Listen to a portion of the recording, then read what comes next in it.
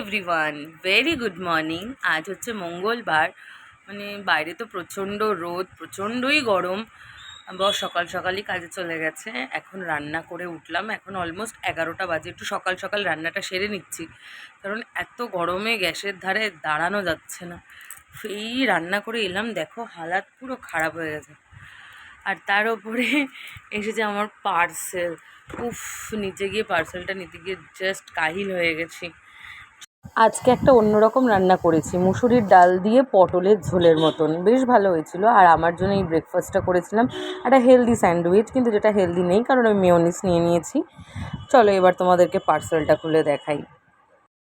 এটা খুলতে খুলতে আমার জীবনটাই শেষ হয়ে যাচ্ছে। এই বাবা, খোল।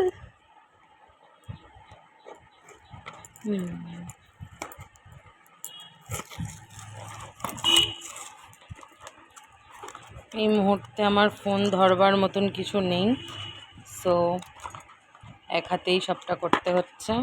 দুটো পার্সেল আছে, একটা হচ্ছে এম ক্যাফেনের।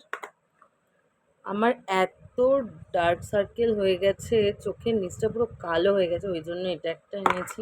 যে চলে এসছে আমার ফ্লিক্স থেকে অ্যাপেল সিডার ভিনিগারের।